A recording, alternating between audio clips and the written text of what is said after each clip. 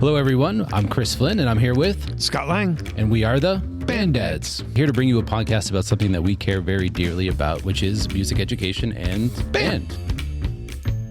Some of you are here because you want to learn about all things band. Some of you are here because you want to see a train wreck, and the answer is yes to both of those. We don't care why you're here.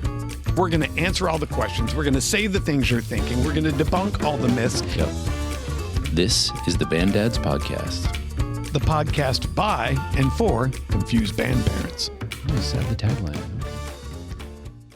Hello, everyone. Band Dad Chris Flynn here, back with our third edition of the Band Dads Mailbag Tuesday teaser mini feature episode. I want to start off today by doing what we almost normally do every episode now by saying thank you. Scott and I continue to be so very grateful and thankful and really overwhelmed by the response that the podcast has gotten across communities, I guess we could say globally at this point, but certainly across the entire country.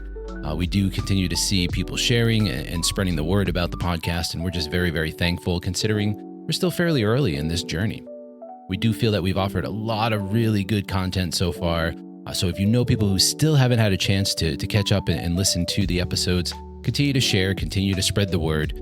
Band itself, we know, is very much a community, very much an inlaid community. Maybe that's something we actually talk about on a future episode, but we know how much that community means to us. So thank you again for putting your trust in us and sharing this. And we ask that you continue to do so.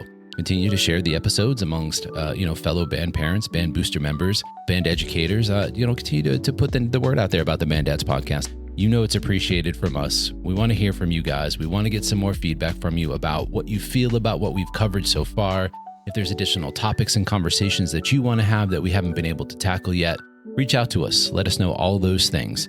Our email address is feedback@banddadspodcast.com. At this point, though, for the mailbag feature this week, I'm going to hand it off to Scott. Scott, how do you feel about what's going on in the podcast so far? And I hear maybe you received some special feedback this week yourself, maybe? Something in the mailbag specifically for you? Thanks, Chris. I agree. The response from this podcast has exceeded anything that we could have ever even hoped for or dreamed for, and we're appreciative for everyone who listens to us. But the real mark of success is when you start getting hate mail, and we have gotten our first hate. Well, no, Chris, let me be clear. I got my first hate mail this week.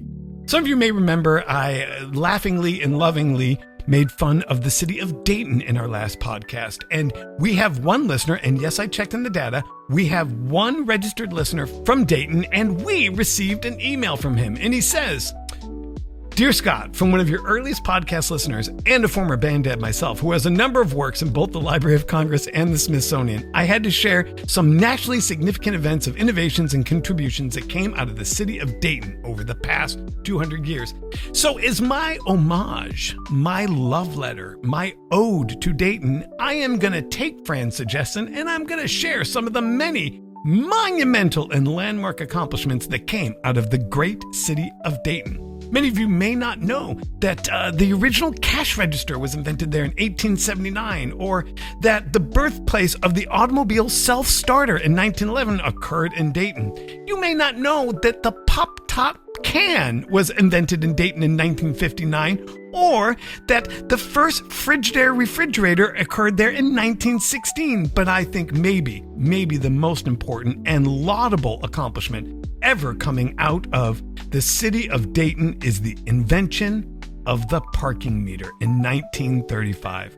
Oh, yes, Dayton. I'm so sorry that I slighted you. I'm so sorry that I threw shade. I'm so sorry I didn't know that Dayton was the professional football team home for the Dayton Triangles and played in the first NFL game, making it the founding city of the league. I apologize to you, Dayton, and to anyone else I may have offended with my comments about Dayton. But let's be clear, Dayton, at least you're not Scranton. I'm sure I'm going to get another email from someone next week. Take care, everyone. Back to you, Chris. Thanks, Scott. And man, that is pretty special. I'm really looking forward to the time that I get my first hate mail myself personally. I feel like, that's how you know you really made it. I wonder what I'll have to do to get an email like that myself. I guess I could just pick on an entire community like you did, maybe? Anyway, yeah, this week for episode 5, we do part 2 of our money episode. But this week, we really get into the actual dollars and cents, the real triggering part. The one common theme that all band parents can share and understand in is that band itself as an activity is expensive. Why is it so expensive? Where does the money go? Do your band directors have holes in their pockets? Are the boosters swindling money on the side? Like, really, what's going on here? Of course, none of that's actually happening, but we do get into the dollars and cents. We do get a breakdown in terms of really get a better understanding of band finances, understand where the money goes, and really the value that you're getting for the money that's being spent within the activity itself. Here's a couple of snippets for the upcoming episode this week.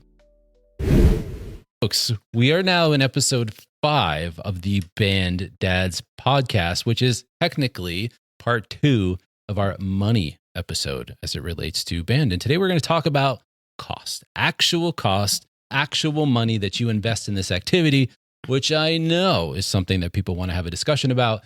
You know, people at home are like, finally, we're going to get to the bottom of this like Dogecoin-esque money grab by the band director. Which is, when you look at your numbers, folks, when you crunch numbers and you look at the sticker shock that is that band fee, that cost, I think you got to separate yourself emotionally from it and say, okay, but what am I, not only what am I getting for this band cost, but who else is subsidizing it? Is the school district paying for the busing? Is the school district providing uniforms or dry cleaning of the uniforms? Yeah. Are they providing the drumline equipment as a part of the budget? And so you kind of frame it that way. And I would think, Chris, and we didn't talk about this before this episode, that $750 looks pretty cheap now, doesn't it? So to your point, if I'm parsing it out in that way, and I'm saying $250 is ultimately what's going to that program, I don't understand how they make it through Bandcamp. That's not even probably enough for groceries for my family for a week. I couldn't believe. I will tell you, and you know, I'm friends with our band director, and I just love him. And his assistant director, when I was at the opening band meeting, knowing what I know, because just for the listeners on this podcast, and I don't want to make light of $750. But in the really highly competitive organizations, the national level organizations, sure, band fees are anywhere from $1,500 to $2,500, depending on whether travel's included. Yeah, makes sense. And that if you don't know that the really elite competitive organizations are operating multi-million-dollar operations. A lot of that is for competitive landscape, which makes sense. It levels it. The second thing it does is it ceases the arms race. You rehearse 9 hours, I'm going to rehearse 10. Okay, that makes sense. Yeah. Here's what they don't account for, which I think would be interesting. You a sports fan? Yeah, absolutely. Salary cap. That's exactly, that's the model that I'm thinking of when it comes to putting everybody on the same page. What if we said whether it's a cost per child? Yeah, absolutely. Or a cost per class, like if you're in class B, you can't spend this much. Okay. Or cost for length of show. But I've always believed, and I said to a friend of mine who runs a drum corps, I said, if you're marching music's major leagues, how come you're the only professional sports league without a salary cap? There's a reason the Blue Devils are always in the top 2. I could see that, yeah. They hire the best staff and pay them a ridiculous salary that they would never leave. Yeah. No other corps can match what they do because of their bingo operation. Gotcha. So the salary cap, that would be the way that I'd solve that. Makes a lot of sense. But I want... All right, there you have it. Something to look forward to coming up in episode 5, which is the money episode part 2, breaking down the dollars and cents of the finances of band as an activity. It's going to be a good one, folks, so make sure you tune in. Continue to share the podcast as you have been. Again, we really appreciate it. Share it with your fellow band parents. If you know parents who have kids who are up and coming, thinking about continuing band in the future or joining band, share the podcast with them. Help them get a better understanding. Band boosters, share this within your organizations. Help spread the word. Help empower your band parents to understand the activity better. We appreciate you all. Look for us on all social media platforms. Go follow us on Instagram, TikTok, Facebook, and YouTube especially, where we're uploading full video episodes of previous versions of the podcast that you've already listened to. But the videos do offer maybe a little more depth. I mean, not only do you get to see Scott and I guess, sit in chairs across from each other and talk to each other, which is incredibly stimulating, but we do actually offer some visual aids and whatnot. So like, for instance, when it comes to marching band adjudication, some of those things that are on the visual aid that we provided get worked into the video itself. So there's some other fun stuff that goes on with the video. So check us out on YouTube and go watch the episodes there as well. Again, we're very grateful for you all. Thank you so very much. We'll see you next week.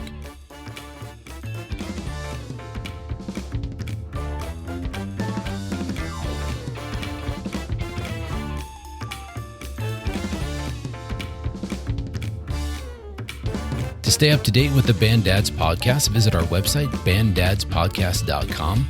Want to communicate with the Band Dads? Send an email to feedback@banddadspodcast.com. The Band Dads podcast is a 5 Deuce Media production. For more information, visit 5deucemedia.com. That's numeral 5deucemedia.com. For more information on Scott Lang leadership and solutions for music education, visit scottlang.net.